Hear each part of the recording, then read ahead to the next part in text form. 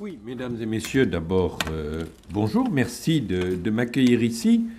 Comme un des privilèges de l'âge, c'est de suivre l'évolution des choses, au fond, j'ai vu ce que j'appellerais trois étapes du sujet responsabilité sociale des entreprises.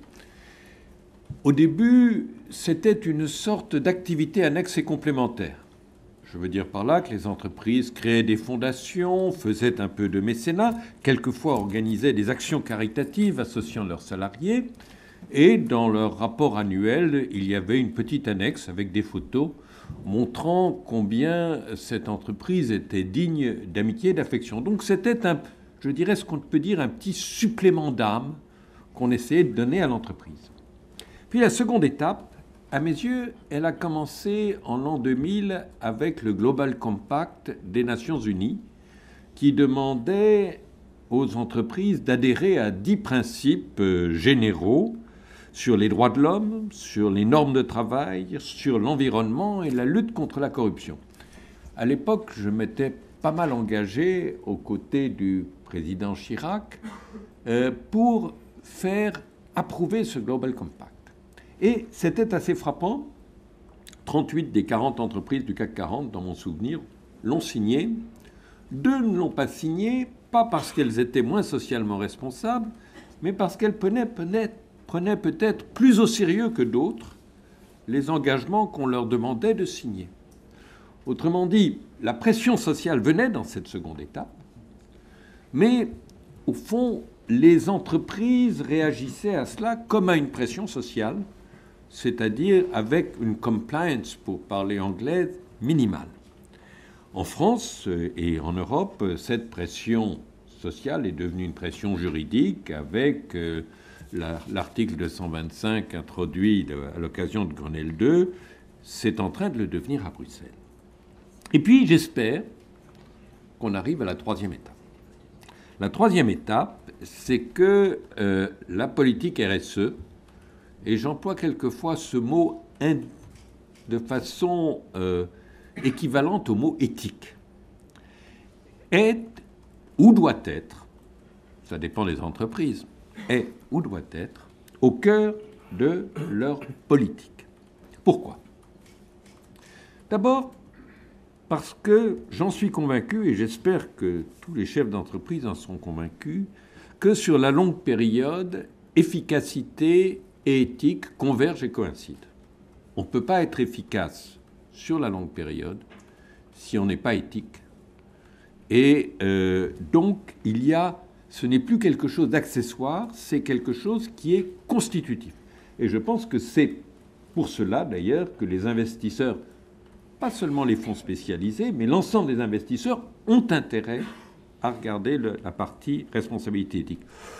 Je pourrais prendre des exemples sur la qualité, sur les relations d'affaires, sur beaucoup de domaines. Je prendrai 2 exemples simples. Le premier, c'est l'environnement. L'industrie automobile est une industrie qui émet des gaz à effet de serre et qui consomme des ressources naturelles, tout le monde le sait. Sur la courte période, plus vos voitures sont grosses, plus vous gagnez d'argent. Et l'incitation, par exemple aux États-Unis, à faire des voitures économes qui n'agressent pas l'environnement était faible parce que le carburant était très bon marché. Et donc les entreprises ignoraient complètement et refusaient même de considérer l'aspect environnemental de leur action. Puis viennent une crise du pétrole, puis viennent des normes environnementales justifiées par le bien social, et puis vient une crise majeure pour l'industrie automobile américaine qui avait privilégié le profit à court terme sur une réflexion sur le développement durable à long terme. Second exemple, les ressources humaines. Certains plaident pour qu'on ajuste sans réfléchir les effectifs, que l'on considère que la formation est une dépense un peu inutile, pour que tout ce qui favorise la motivation des salariés soit écarté au profit d'une efficacité court-termiste. Mon expérience de chef d'entreprise, et je crois que c'est celle de tous les chefs d'entreprise, c'est que quand vous traitez vos salariés sans le respect, je ne dis pas qu'il faut ne pas avoir d'exigence, sans la considération qu'ils méritent et qu'ils souhaitent, eh bien, dans les moments un peu difficiles, ils sont moins bons, et dans les moments de dynamisme, ils sont beaucoup moins engagés. Et donc, je pense que dans ce domaine-là aussi, il y a... Puis je ne pourrais pas m'empêcher de citer un troisième exemple, c'est la communication. Il y a pour tous les chefs d'entreprise une tentation de valoriser leurs résultats du trimestre ou du semestre. Valoriser, ça veut dire, certes, être sincère, mais montrer plus le positif du négatif. Ma conviction est que la plupart des entreprises ont une vie longue. Et le premier atout en communication, c'est la crédibilité. Et si tous les trimestres, ou tous les semestres, ou même tous les ans, vous valorisez plus que vous ne promouvez la transparence, qui est un des éléments de la RSE, on ne vous croira plus. Et une fois qu'on a cessé de vous croire, c'est irréversible. Donc, première raison, éthique et efficacité coïncident. Seconde raison, c'est que, et la plupart des entreprises le constatent aujourd'hui, la réputation et l'image sont devenus un actif essentiel des entreprises.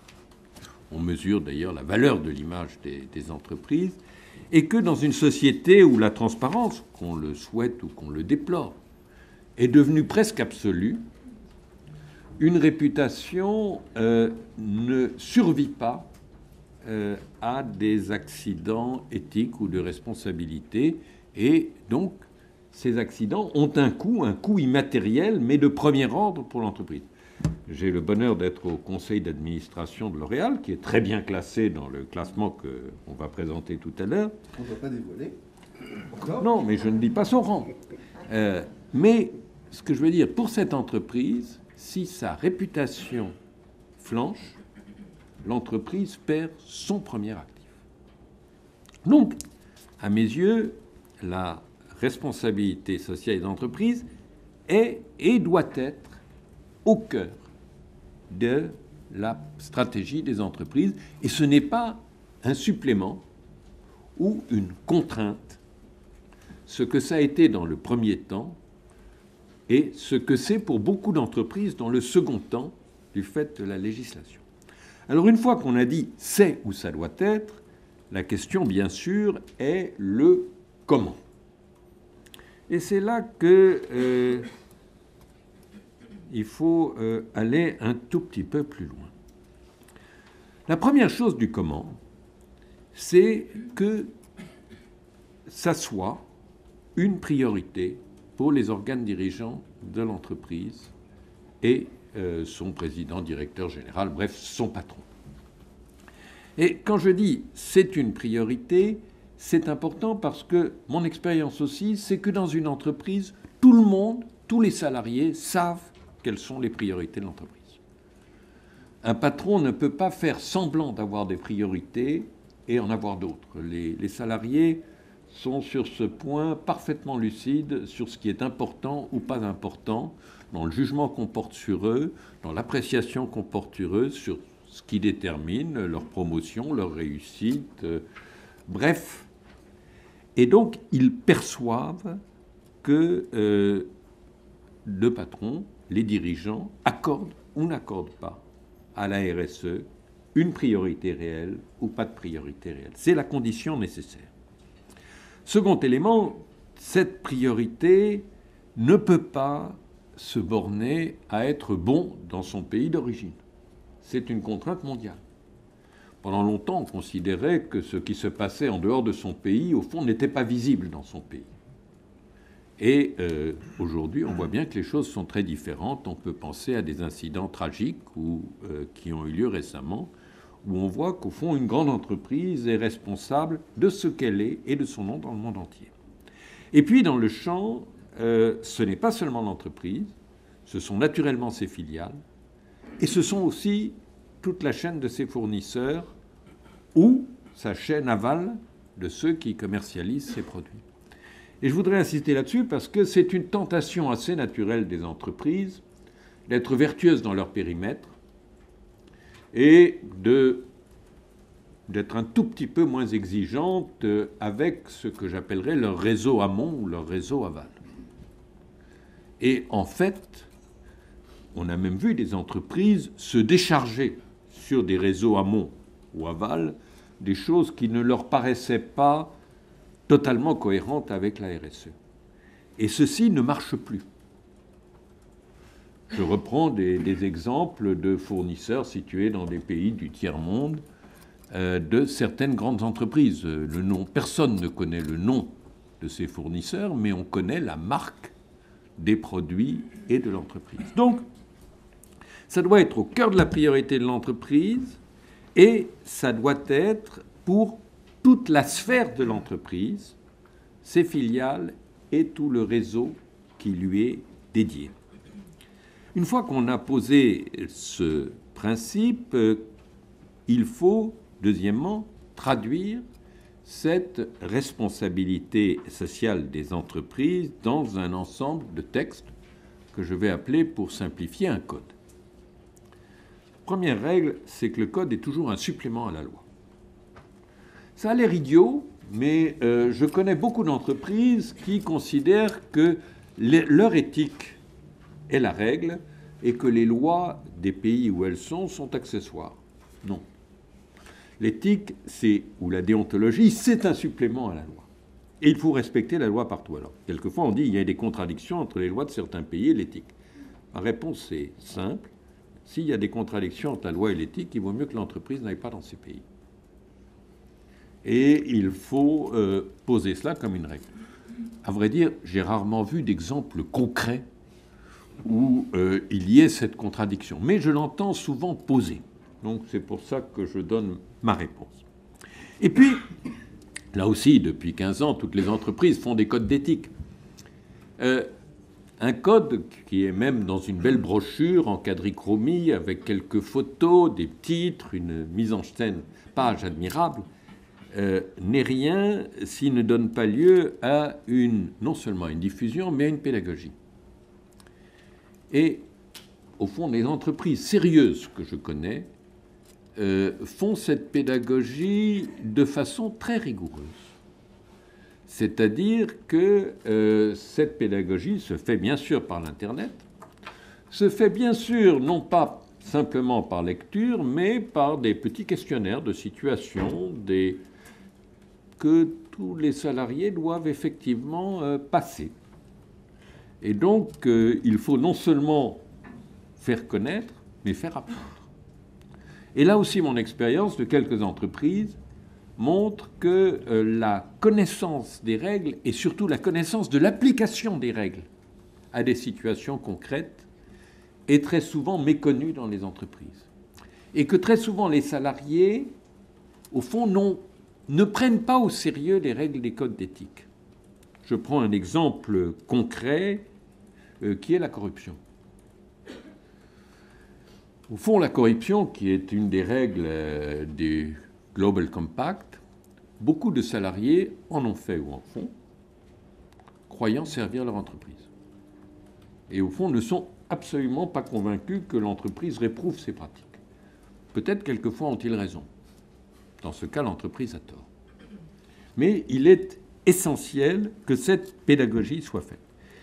Et puis, mon Dieu, et c'est le troisième point, quand on fait des règles, quand on les diffuse, encore faut-il les faire respecter. On a de l'enthousiasme ou pas pour les radars routiers, mais on sait très bien que si on fixe des limites de vitesse et qu'il n'y a pas de radar, il y a des conducteurs, certes une minorité, qui ne respecteront pas les limites de vitesse. C'est la même chose pour la responsabilité sociale des entreprises. Il faut mettre en place des mécanismes de suivi. Un comité d'éthique, ça va de soi. Des contrôles internes. Dans toutes les entreprises, il y a des inspections, il y a des corps de contrôle. Dans toutes les entreprises, les dimensions responsabilité sociale de l'entreprise ne sont pas toujours intégrées à ces missions de contrôle des inspections internes. Si elles ne le sont pas, les salariés perçoivent parfaitement que ce qui n'est pas contrôlé par l'inspection générale, ou le nom que peut avoir ce corps, est moins important que ce qui est contrôlé. Autrement dit, ils savent que la caisse sera contrôlée, les résultats commerciaux seront contrôlés, mais ce qui n'est pas contrôlé, à leurs yeux, ça veut dire que c'est moins important. Il faut qu'il y ait des référents, c'est-à-dire des personnes à qui on puisse s'adresser quand on s'interroge sur l'éthique, parce que la hiérarchie est ou n'est pas toujours totalement convaincue.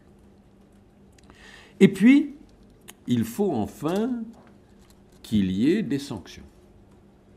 Et ça, c'est un sujet souvent vécu comme extraordinairement difficile.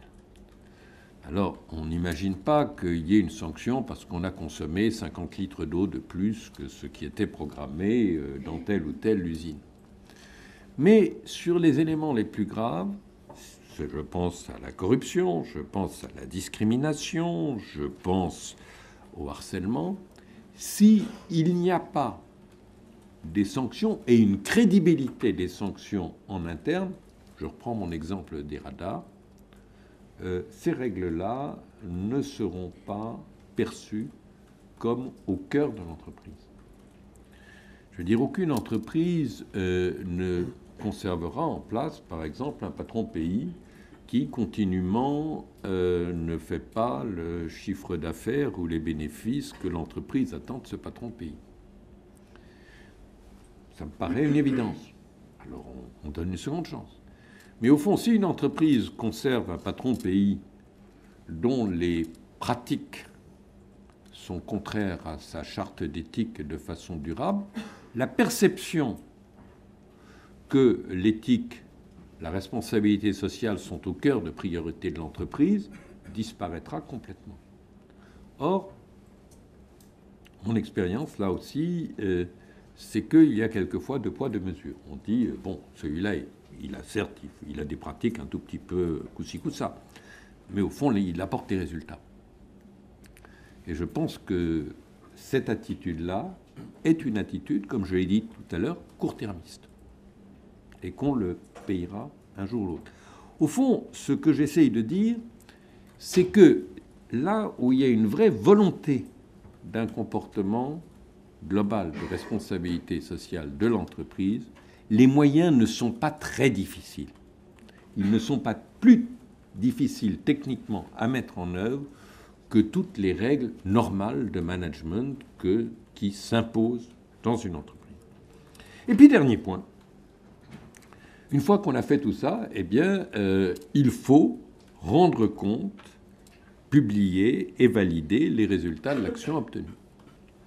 Et là, je suis frappé de voir qu'il y a sur la période récente d'énormes progrès par rapport à ce que j'ai connu il y a quelques années, c'est-à-dire la brochure papier glacé ou papier recyclé, c'est encore mieux que papier glacé, quand même avec photos en couleur, racontant quelques actions exemplaires de l'entreprise. Alors, je mesure bien que la mesure de la responsabilité sociale des entreprises est plus difficile que la mesure financière traditionnelle. Au fond, on ne peut pas ajouter ou soustraire des pratiques sociales, de pratiques environnementales ou de comportements relatifs au développement durable ou aux relations avec les partenaires.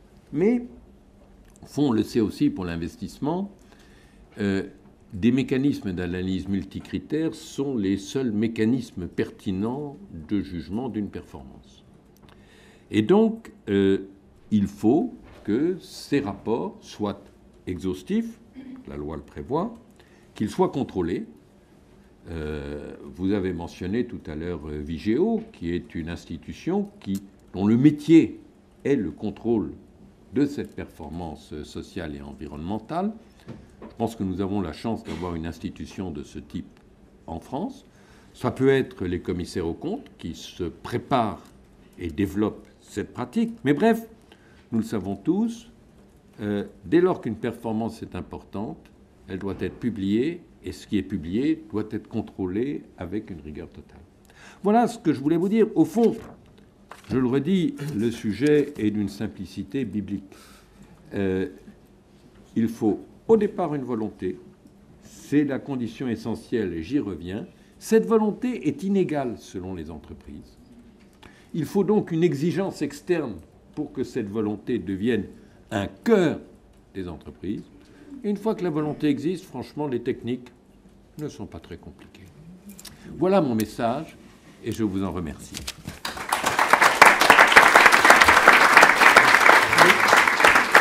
Juste une petite question, Louis Schweitzer, parce que Oui.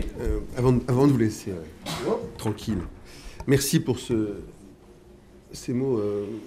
J'étais obligé de noter parce que je ne se refais pas, tellement c'était intéressant, alors que je devrais penser à ce que je dis après.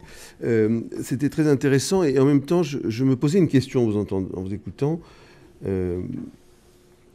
La première, c'est que est-ce que c'est pas un peu le portrait du patron moderne que vous faites aussi, c'est-à-dire qui sait être extrêmement concret, évidemment prendre en compte les résultats financiers, etc., mais qui aujourd'hui est multidimension et prend ça aussi au sérieux que le reste. Est-ce que c'est pas un peu le portrait du patron moderne? Est-ce que c'est pas vous le patron moderne, vous qui n'êtes plus moi, j'ai passé l'âge d'être le patron moderne, mais ce que je veux dire, c'est que non, ce que le patron d'aujourd'hui subit, c'est au fond deux éléments contradictoires. J'ai dit éthique et efficacité coïncident sur la longue période, c'est vrai. Mais le patron d'aujourd'hui est beaucoup plus soumis à des contraintes de court terme qu'il ne pouvait l'être au moment où j'étais le patron de Renault. C'est-à-dire que la pression de publication très régulière des résultats, j'ai parlé de résultats trimestriels, la croissance du pouvoir actionnarial, qui a ses bons côtés, mais au fond, il y a actionnaires et actionnaires, et ce pouvoir actionnarial peut conduire à privilégier le court terme sur le long terme. Il fut un temps où tous les patrons étaient assurés d'être élus au conseil d'administration par 99, quelque chose des voix, et qu'ils étaient assurés qu'une fois qu'ils étaient élus au conseil d'administration, les membres de ce conseil, choisis par eux, les éliraient à l'unanimité. Quelquefois, ils s'abstenaient par élégance dans cette élection. Mais au fond, il n'y avait pas d'anxiété. Aujourd'hui, les patrons modernes sont soumis sur tous ces plans à une pression anxiogène. Et une pression qui est court-termiste. Et donc, ce que je dis, c'est qu'il est essentiel pour ces patrons qui gèrent des entreprises qui ont vocation à être dans la durée et qui, en général, espèrent eux-mêmes rester en place un certain temps. Sachent mettre en face de tous ces éléments court-termistes des éléments long-termistes. Et donc, la difficulté du métier, c'est effectivement de faire cette synthèse. Mais je crains que le patron moderne soit plus soumis à des pressions court-termistes qu'il ne l'était il y a 10 ans. Alors peut-être que je parlais du bon patron moderne. Non, mais le bon patron moderne, il a toutes les qualités, nous le connaissons. Et justement, juste un point c'est pas l'image que l'opinion en a toujours. Peut-être. Le rôle justement du CEO là-dedans, parce que nous, on a fait un travail là sur, on va le voir dans un instant, sur l'entreprise face à tous ses stakeholders, etc. Mais le rôle du CEO lui-même, est-ce qu'il vous paraît déterminant en matière de RSE? Alors, la question m'inquiète un peu parce que c'était le cœur de mon exposé. Ouais. Hein.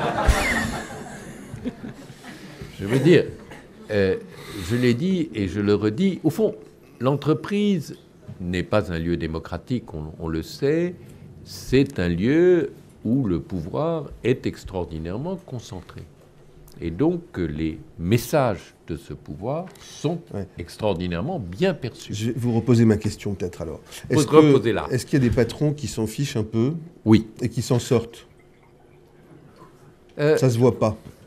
Vous savez, il peut y avoir, sur une période significative, des pratiques pas normales qui échappent au regard. Je vais prendre un exemple bien connu qui est celui de la corruption. Au fond, beaucoup d'entreprises ont considéré, certaines considèrent encore, qu'il y a des pays où ce n'est pas un sujet. Et ce qu'on constate en ce moment, je pense par exemple à une histoire récente dans la pharmacie, qui ne concernait d'ailleurs pas une entreprise française, c'est que ce temps est fini. C'est-à-dire que si on a des pratiques qui sont contraires à la norme dans ce domaine, à un moment ou à un autre, on paye. On considérait aussi, j'ai cité l'exemple de ce qui se passait dans les usines, aussi situées dans certains pays, où on faisait travailler les enfants, où on avait une forme d'esclavagisme. Ce genre de pratique, à un moment donné, on le paye. Donc, vous savez, c'est comme dans toute chose. Si vous faites une erreur une fois, on ne le voit pas. Vous pouvez, pendant 5 ans, vivre très bien sans être découvert. Mais à la longue, tout finit par sortir. Donc, oui, un patron peut parfaitement vivre un certain nombre d'années en ignorant ou en considérant que tous ces sujets sont accessoires. Je pense que soit lui, soit son entreprise le payera très cher à un moment donné. J'ai cité l'exemple des entreprises américaines automobiles sur un domaine qui n'était pas vraiment éthique, qui était le sujet de la consommation d'essence et du progrès technique. Bon, parce que ces entreprises ont privilégié ce qui était vraiment du court terme, hein, c'était on sortait chaque année une carrosserie nouvelle avec un gadget nouveau. Et on ne s'occupait pas d'avoir des moteurs plus efficaces, des voitures plus sûres. À un moment donné, ces entreprises ont failli mourir. Et je crois que c'est ça la leçon qu'il faut tirer. Merci beaucoup, M. Schweitzer.